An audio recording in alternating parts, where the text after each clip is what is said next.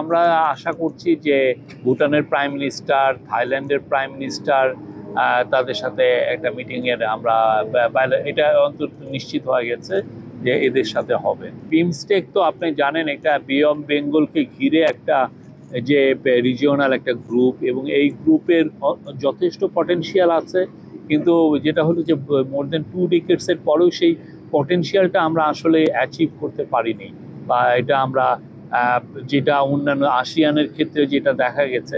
তো প্রফেসর ইউনূস এটা লিডারশিপটা অ্যাজিউম করার পরেই উনি আরও এইটার উপরে আরও জোরদার দিবেন।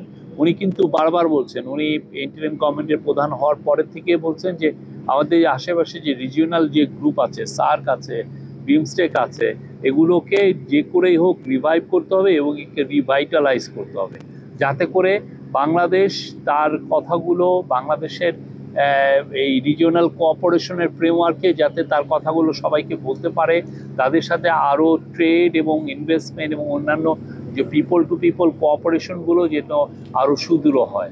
তো এই জায়গায় প্রফেসর ইউনূস খুবই সুস্পষ্ট ওনার একটা পলিসি আছে এখানে, বিগিনিং অফ কনভারসেশন ইউএস এর তরফ থেকে।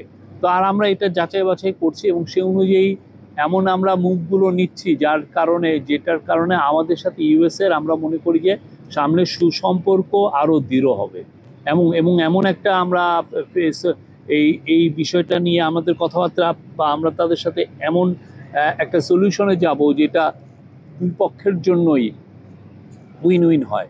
ইউএস এর জন্য উইন উইন হয়, আমাদের জন্য উইন উইন হয়। We are studying it since it is negotiable. We will negotiate and I am sure we can draft out the best deal. তো এটা আরও সামনে একটা ফ্রেমওয়ার্ক দাঁড়াবে, তারপরে আমরা এটাদের সাথে কথা বলবো। বাট আমরা we are in touch with the US authorities. আমরা আশাবাদী এমন যাই হবে সেটা আমাদের দুই পক্ষের জন্যই এটা মঙ্গলজনক হবে।